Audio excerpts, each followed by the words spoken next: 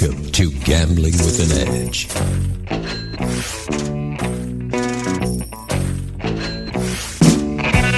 And now, here are Bob and Richard. Good afternoon. Welcome to Gambling with an Edge. I'm Bob Dancer. And I'm Richard Munchkin. Our guest today is Lane Flack, a poker player of considerable skills and success, having won 6 World Series of Poker bracelets, among many other cashes. Lane Flack, welcome to Gambling with an Edge. Hey, man, thanks for having me. You are known as a lot of fun at the poker table, frequently saying things that make everybody laugh. Is this a deliberate strategy, or is this just Lane being Lane? Well, at first, it's not intentional for sure, but I get very bored easily, and I guess that just occupies the time. I'm very quick-witted, and I never cut below the skin. I don't try to hurt anybody's feelings or anything, but I'll defend the weak. I'll pick on the ones that are picking on others, and I defend the dealers. But and then it turned into where the strategy is good because you learn a lot about people the more they talk, obviously. So it's turned out good. So if you get them talking, you pick things up about them? Yeah, I think if you get somebody talking, I used to feel 15, 20, 30 seconds I can figure somebody out. Just if I know what they do for a living, I know if they're capable of stealing pots or if they're, protect their money or, what they do. But you don't think you're giving up that information to them by your constant chatter? I go so many directions, I couldn't even figure out if I was trying to put something out there. But I know, when I'm very quiet at the table, I don't do as well. So it's a better strategy for me, but maybe not for everybody. Okay. Fast Eddie Felson is a fictional character played by Paul Newman in the movies Hustler and The Color of Money. It is said that the real person upon whom Fast Eddie was based was one of your mentors. Can you tell us about this? Well, mentor, I don't know about mentor. One of my best friends noticed back in the days when I was going pretty hard that I was a little bit lost, fantasy, reality, all this was very confusing to me at some point in time. So he introduced me to this guy who is basically one-on-one Harvard of the human emotion. And so he started helping me. I probably went to him for an hour to 2 hours a day, 5 days a week, for 3 years, 2.5 years, and then another year because I wanted to learn how to teach it. It was so intriguing to me. But the human emotion is so powerful. You just learn everything you need to know about everybody and about yourself. And at one point I said to him, Jesus, sure feels like you're trying to brainwash me. He says, no kidding, kid. Don't you think you need it? So he was one person that every day I went in to see him, I respected everything he said and was teaching so much that I never not came out of there feeling like a better person. But now, was he a pool player or was he a psychologist or? Honestly, he was basically an overt-covert specialist for Ron L. Hubbard. Oh. Pre-Scientology. So I'm certainly not a Scientologist, but pre then, so there is, overt and covert teaching of human emotion.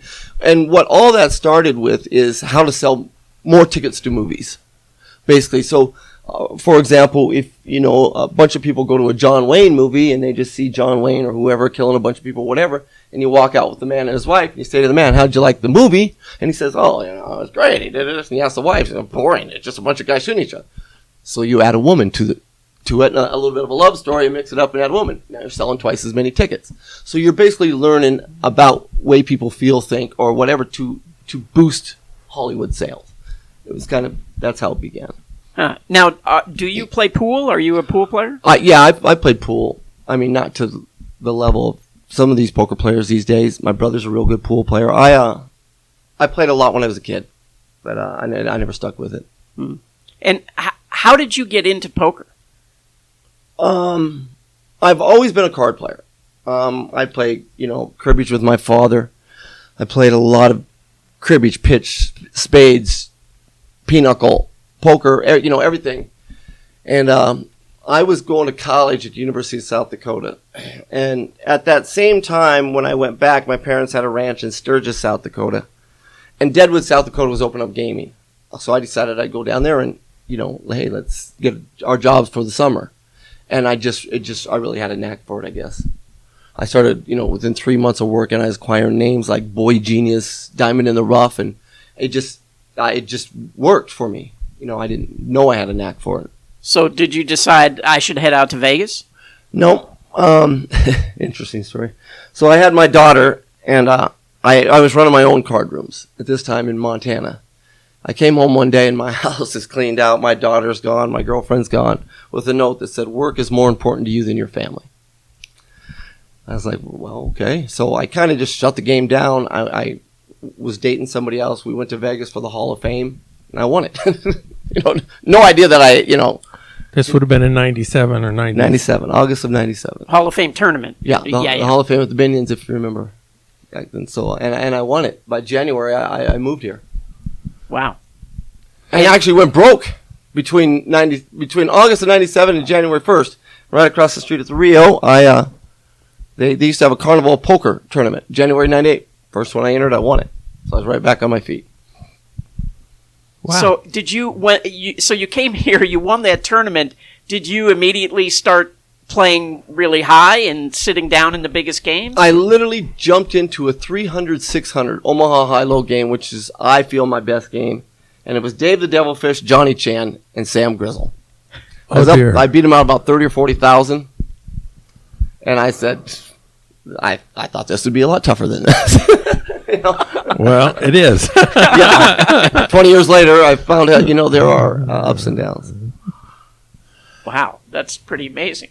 Yeah, it's a pretty strong. I literally had my girlfriend call me from the room and page me and say, "You need me." So I had an excuse to leave the table because I didn't know proper etiquette on when to quit or not.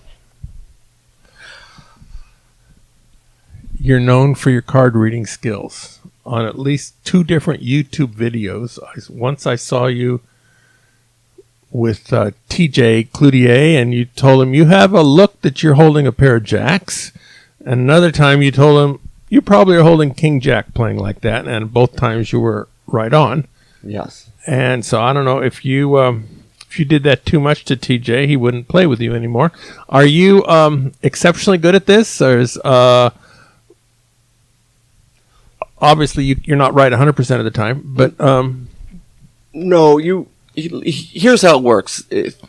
I don't know for anybody out there who reads, there's a book out there called Blink. And Blink is a book about, for example, a guy buys this Malcolm antique desk. Gladwell. Yeah, he buys this antique desk, and he has everybody look at it, and they all say it's real. And then one guy says it's fake. Don't buy it. And he says, "How do you know?" He says, it's basically sometimes you just know. I use that same theory in poker. You have left-minded thinkers and right-minded thinkers, and I think what I do is with the left side, I do this process of elimination of what their hands could not be. You obviously don't have this hand, so you eliminate these hands. On this side, you do obviously a numerous size of educated guesses, and sometimes it just comes together where it just makes sense that that's what you should have. Do you think that's something teachable, or? The only advice I would have on it being teachable is when you play more aggressive, you learn more. If you're just checking and they're making plays or checking whatever, you learn a lot less. You learn a lot more engaging than you would not. I have a daughter that plays poker now, and I get a call from my mother. She says, your sister said she's seen your daughter playing poker, and she plays horrible. She plays every hand. She plays this. And I says, well, that's good. She says, how can that be good? I says, because she's going to learn early. That's not how you do it. But if you sat there and never played any hands and thought you were a poker player, how would you ever learn, or as I call it, have more clubs in your bag? You're using and learning more tools than you would if you just sat there and watched. So you're learning how to lose. So have you tried teaching her? Yeah, but she's at that age where they know everything? Yes. And not only do they know everything, if you try to tell them, they have somebody to blame on when it doesn't work.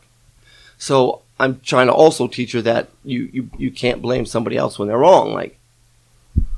Don't ask. Yeah, and you're only dad, and she's been listening to you for years and years and learning to turn you off. And Oh yeah. And listen, there's nobody there's nobody smarter in the world than there is a woman playing a man.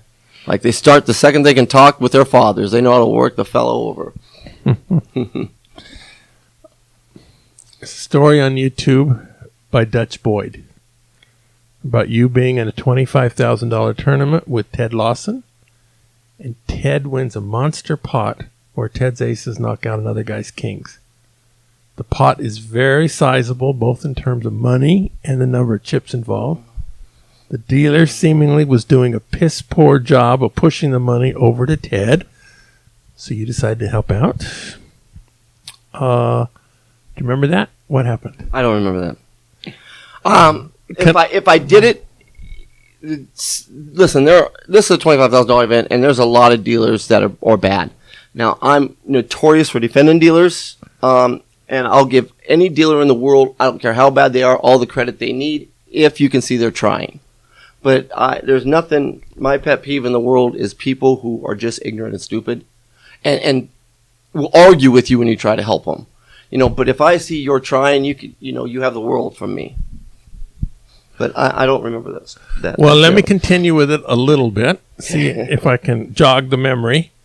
So you got them all pushed over, and then just before the next hand started, you announced you guys are so easy, and you had tossed Ted a $25,000 chip that you had palmed it, and nobody had caught you, and you weren't going to keep it, but you guys are so easy, and they were amazed that you would have done that.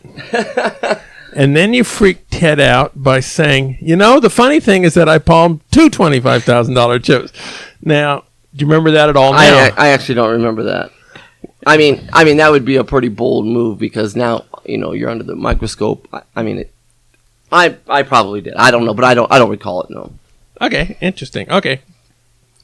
Well, I'm sure I think it's a good move to unsettle your opponents, right? Because it'd be the last thing they're expecting. Well, it certainly wasn't my intentions. I probably was pushing it, and I couldn't imagine, but I do know stories get embellished as time passes, but I don't know. They get improved. Yeah. I used to tell people, listen, I tame my stories down so you believe them. I don't try. I don't make them bigger.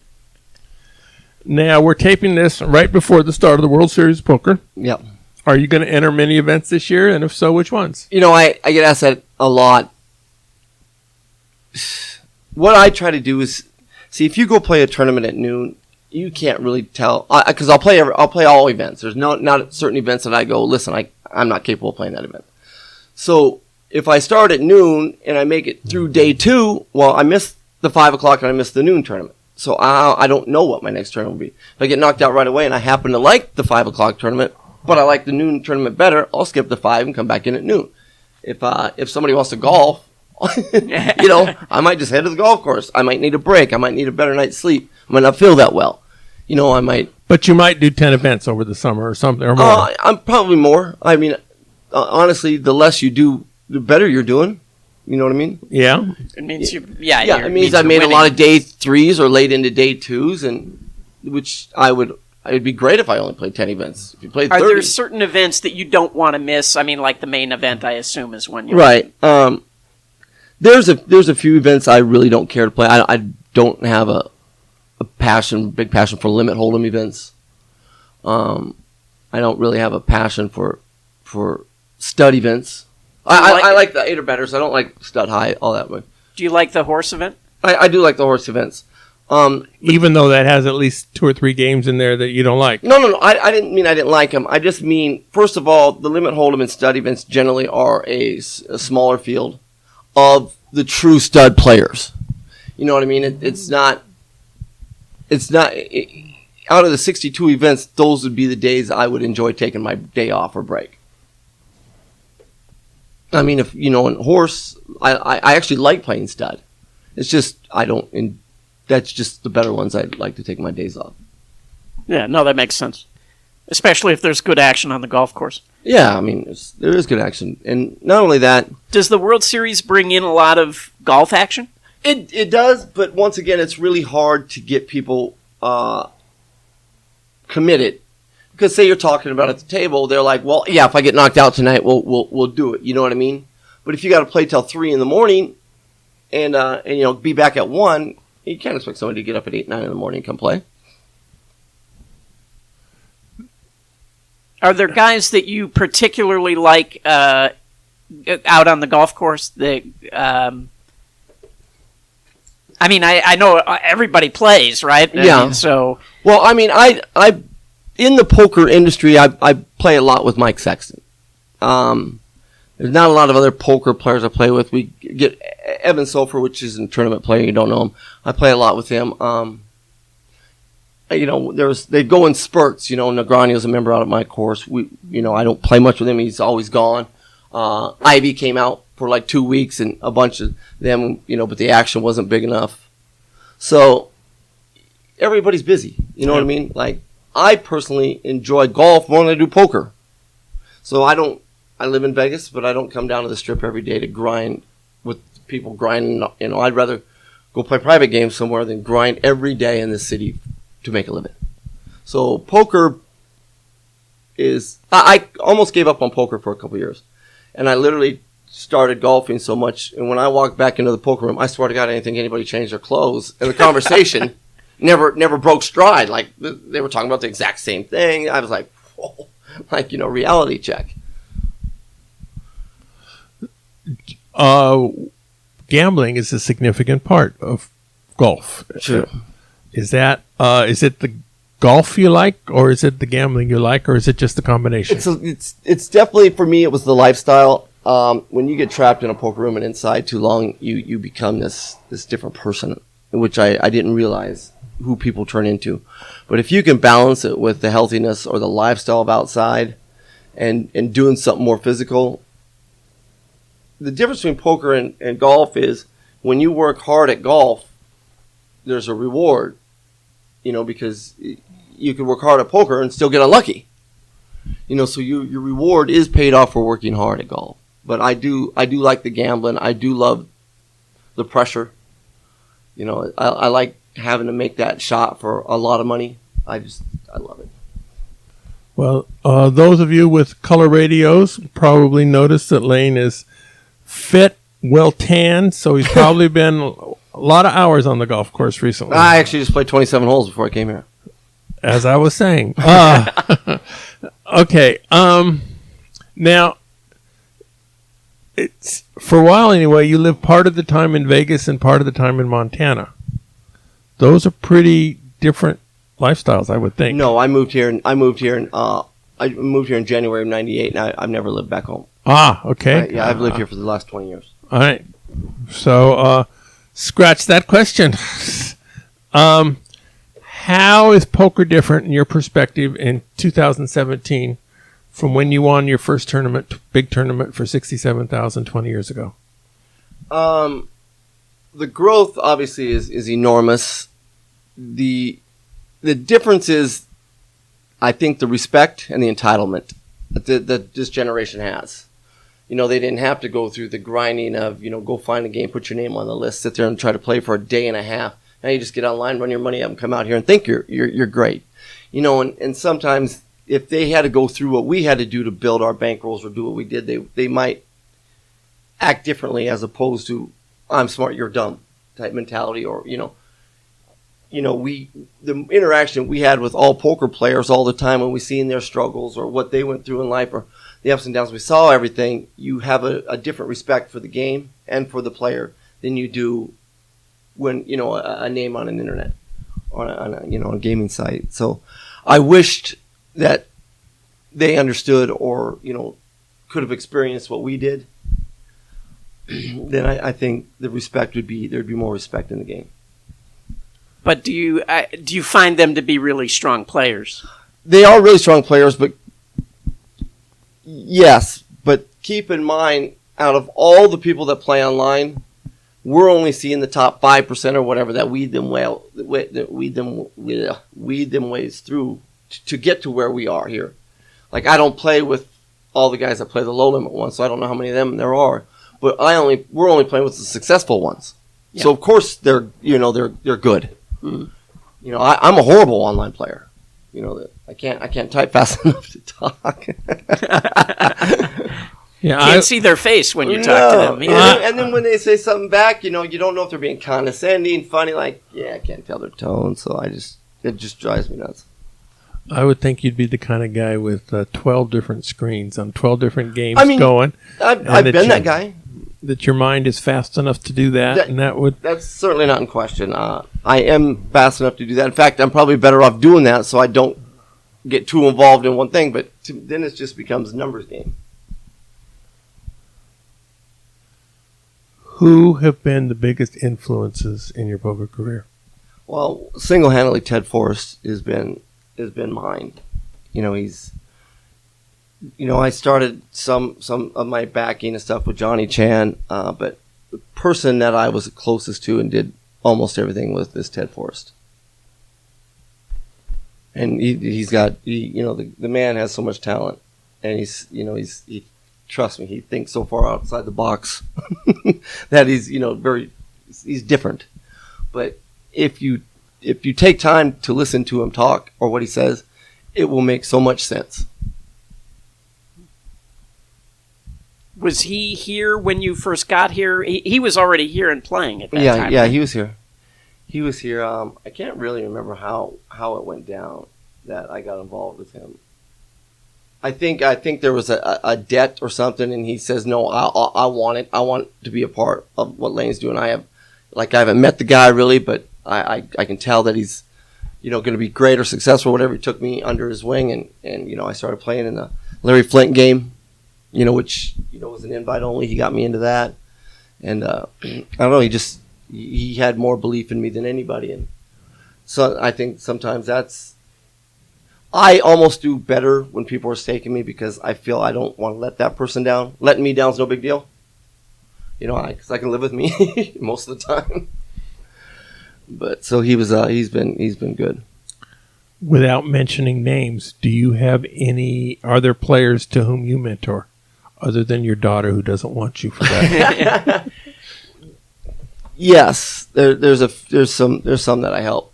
Now, as far as teaching or coaching people, it's not my thing. I've done well with it. I've gotten offered some pretty good positions to coach people, and I didn't know I had a knack for it. And I did something with a teaching seminar with I don't even know who it was, World Series of Poker or something. And after one day, they offered me a piece of the company. They were so intrigued with this style that I was using, and it was very successful. And it was actually teaching people to read cards. And why people do what they do. Basically, it was the language of poker. It's poker, every move, every action, every raise, every fold, everything is basically a conversation going on without using words. So I taught the words, how to make them up in a sentence, and how to use it in a conversation to use a strategy. So it was very unique. I'd like to take that course. Back-to-back flack. Now, other than being rather cool rhyme, what does that mean? Well, I think it was 99, I literally won at the Bicycle Club. I won, I think, I don't even know what's the tournament, a limit hold'em tournament. The very next day, I won the stud tournament. The very next day, I think I took third in the no limit tournament. I almost went back to back to back. So I was at the final table at the World Series, and it might have been might have been Mike.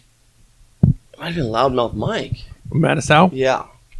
That's coined it back to back, but everybody, I used to drive a Cadillac, called me Cadillac Black, put it in your stack black. It all kind of rhymes, so it worked out nice.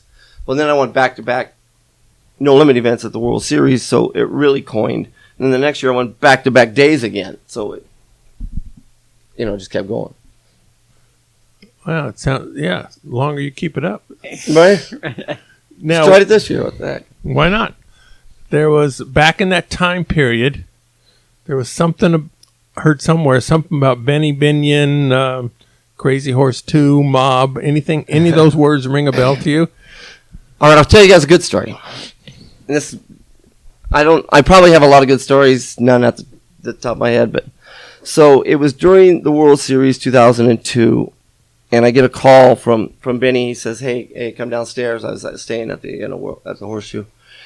And we got in the car and we went down to the Crazy Horse 2 to meet some people in the back office. That's a strip club, folks, if you don't know it. Yeah, that's it. Closed down now. But I was in the back room, and I met with the Chicago Mafia.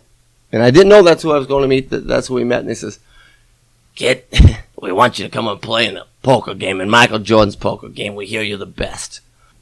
I was, I didn't care. Let's go. Whatever. I didn't even think about this could be a bad idea. So I went.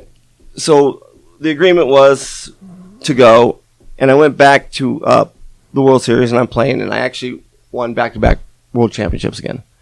And David Letterman had a show where he did his top 10 sayings, and the question of this evening was, now that Michael Jordan no longer has the Wizards, what's he going to do? And number 2 on there was, I'm going to go win the World Series of Poker like Lane Flack. I get a call from these guys, and they're like, "Sorry, kid, cat's out of the bag. No pros." So looking back, I think I dodged a bullet. Literally. You don't want to win too much in a Mafia game. You don't want to lose too much. That's also true. Yeah. They're putting him in the game to win, right? Yeah, I mean, you lose, all of a sudden they got you, under their finger for life or something. All right, we're talking to Lane Flack. We're taking a brief break to talk about our sponsors. We'll be right back. The South Point has more than 10,000 games returning more than 99%. This is more than anyone else has. Throughout June, there's a half-price gas and or food promotion. Earn $50 Chevron or $50 Smith's gift cards for half price for points earned and redeemed in June. Usually 8,333 points is worth $25 in cash and free play. In June, it's worth a $50 gift card. Maximum 10 cards total per month in any sort of mix between Chevron and Smith. There are no double point days in June.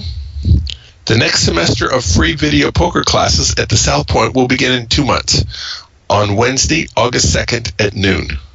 The schedule is posted on bobdancer.com in case you're going to be in Vegas sometime between August 2nd and October 4th and think you might want to attend one of the classes. If you're at least 21 years of age, you're very welcome. At videopoker.com, it's the best place to play lots of games. If you sign up for the gold membership, $8.95 a month or $79.95 a year, this allows you to get correction on most of the games. The game of the week is Ultimate X. This is a 10 coin per line game where each time you at least get your money back, you earn multipliers for the next game. The strategy takes into consideration both the value of what you earn this hand and the size of the multiplier you're going to earn. At the South Point this summer, I'm going to be teaching the double-double boneless version of this game. The game returns more than 99.8%, and with the 0.3% slot club, gives you a small advantage 24/7. Okay, we're talking to Lane Flack. What is Mega Fame? So Mega Flame is a company that it's a Facebook platform very similar to like what Candy Crush would be, where you buy coins or buy lives. On here, you buy chips and you buy money. And it's a free money site. It's basically was developed, I think, by MGM. Don't quote me on that. But it was to teach the amateur players to learn how to play poker, to gamble. There's slot machines. There's everything in a full casino on there. And you buy all your money just like you would Candy Crush. $4.99. You get a bunch of play chips and you can play. And I met with these guys and I told them I would take on the position as ambassador. And I would teach them to grow, to market it, and things to do, not to do, because they're very green. They're not in the poker world. They're accountants. And so I started talking to them about some things, and they were really interested in what I had to say. And so we came to an agreement and a deal, and they also own some real live platforms outside of the United States that hopefully in the future that's where we're going to grow it to. But right now, Mega Fame is just, you can go to my Facebook page, and as soon as I put out the press release of ambassadorship and all this, there'll be a lot of know-how how to get to the site. But basically, it's just Mega Fame on Facebook, and it's for the extreme amateur. And I'm doing stuff like celebrity shootouts. Me and a bunch of other people. We're going to start doing some giveaways that are much bigger and stuff like that. We haven't really went through the I don't know what all we're going to do yet. This is fairly new. We're just getting started. That site has been going for a while, but with what my intentions are, how I'm doing it, we haven't really put it into, put it into form yet. We haven't got going with that. So still in the developmental stage. I figure we'll get started after the World Series, and I'll bring on other pros, so people can just log on and play. And the beauty of it is, who you're playing against, because you're signing up right through your Facebook page. So my Facebook page is real. You really know you're playing with me because I'm logged in right through my Facebook page. So everybody who would play through their Facebook page, you know exactly who they are. You can chat with them. You can talk. You can do whatever. So it's a real social media, growth. But I played the first tournament I did, and I won it. Second time I played it, there's a couple of ladies like, you sure are aggressive. I says, I'm sorry. It's kind of just the way I know how to play. Well, you don't really need the chips. Yeah. It's like, well, would you like me to not play? Well, I didn't say that. I'm like, you're making this very tough for me. Would you like me to play and lose? Well, that'd be nice. Well, actually, being aggressive and learning how to read other players kind of go hand in hand, because you can get out of it if at the end, I agree. If the cards aren't your way. And that's kind of what I'm saying, but that's more, you got to be in the more novice stage to understand that. Amateurs, they're looking to just pick up the two aces or the big hand, and then they still just call. Like, they don't know. They're just there to pass the time, not to win. They're more there just to not lose, not really trying to win. If they did, they're great players. So we have a mutual friend who is your biggest fan in terms of insisting that he thinks you should be in the Hall of Fame. And how do you feel about that? What do you think of the Hall of Fame? Well, listen, the Hall of Fame, there's definitely a lot of people deserving. Maybe they should change it to where they let more than 2 in per year. I don't know, because it's always been 2 people every year get in, but 30 years ago, you're letting in 2 people. I don't know. Maybe they were only letting in 1 in. But the growth of poker is so big now, and we got all the European countries. All these people deserve. There's a lot of people who've done a lot for poker in Europe, and they're not getting in. So you got to be basically nominated by peers or whatever. But listen, I was give or take a decade. I was top of the world at poker. But so what deservingly entitles you to be in the Hall of Fame? I mean, the qualifications, I certainly have them, but I don't know if it's popularity, who decides to, pick you or nominate you or whatever. But I mean, I'm sure eventually it's going to happen. I mean, I would like to see it, but I'm not over worried about it. But I'd like to see it before I'm dead. Yeah, it's easier to see it before you're dead than after you're dead. Yeah, for sure. But it's obviously, it'd be a great honor to be in it, and I don't know. I guess maybe some more accomplishments to see what happens this year. That's right. Go back to back again. The other thing is, here's what's going to happen in my mind. You have to be at the age of 40. So this younger generation, as soon as they start hitting 40, there's going to be a whole new list of people that are going to be deserving. So I would like to think sooner the better, because then there's going to be a whole group of people that everybody's going to be nominating and voted for. So in big tournaments, do you prefer owning all of yourself or having backers? I don't really know how to tournaments are a drain. They're very, there's a lot of money that goes out of the tournament industry. A lot of money leaves, the poker community, and into the hands of the WSOP or something. Or the casinos or whatever. Which, listen, I'm not against it. I play tournaments. If I really wanted to grind at poker every day and play money, it wouldn't be tournaments. But the notoriety in tournaments there for a long time had a lot of value. So, and the World Series still brings that notoriety. A lot of people still believe that's how you gauge who the best players are. So, I don't. I mean, I've played the biggest cash games, and I know who great players are, and some of these players don't even play tournaments. So you would really have to be in the whole mix to know who's really good. But the World Series is by far, the greatest thing that there is for poker. But I'm dodging your question. I don't care if I own all myself in the big event, in the biggest events. The 10K main event, of course, you'd like to own all yourself because that one has more value than any other tournament in the world. But as if you go play a $25,000 event and I'm playing for half, I don't really care. It's just like a $12,000 500 tournament. Still big enough. Well, you mentioned that you feel like you play better when it's somebody else's money because I feel I wouldn't let. It's easier to let. If I make a mistake, it's on me. I can live with that. But I'm probably more apt to try harder to do well for other people. Sure. I don't know. I've just always wanted to work harder for somebody else. Working harder may or may not be the right way to get better results in poker. I would think sometimes being loose is... Well, that's true. I mean, hey, listen, if you're being backed by somebody who's got tons of money and, you can... You're right. Let's say you're being backed by somebody who's very wealthy. You could definitely go deeper. Like, I don't want to lose $1 million a year in tournaments and to try to make that score for $1.3 million. But there's a wealthier person, you could get buried that number and make it up. They're cool with it. So you could definitely play a lot looser. You don't have to... I think when people play tighter, they're just trying to make it to that cash. They're trying to just, get their money back and then hope to do well.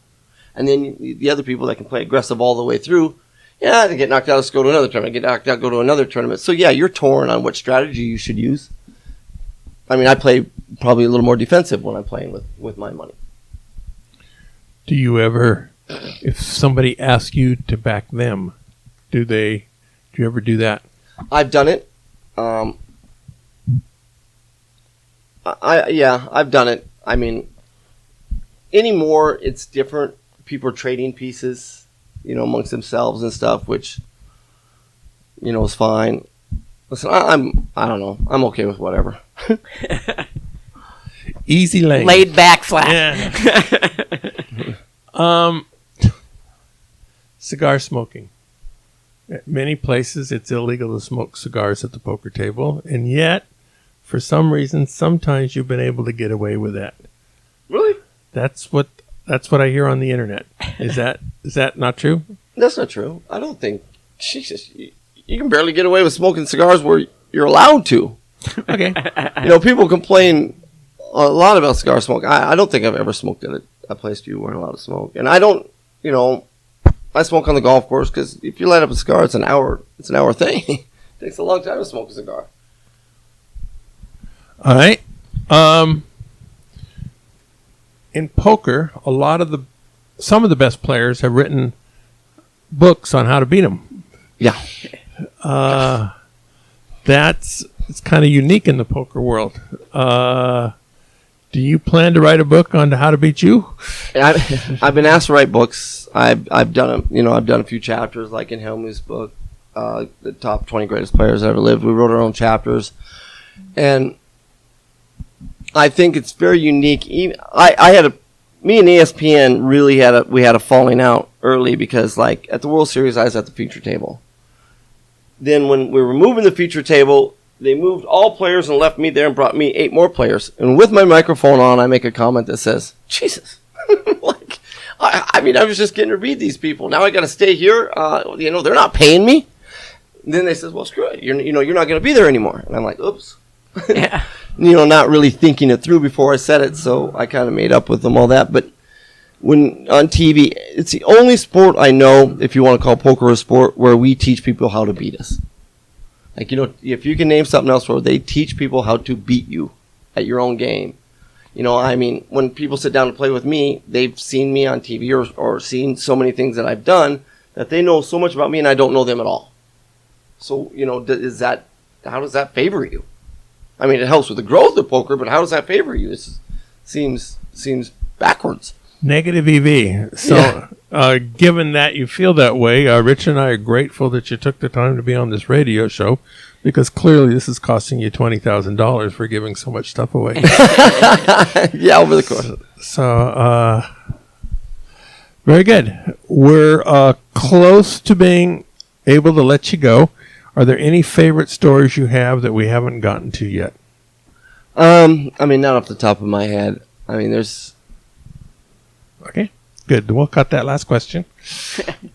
Thank you, Lane Flack. It's been a pleasure having you on. Thank you, Richard. Go out and hit lots of royal flushes, everybody. Good day. Thanks, guys.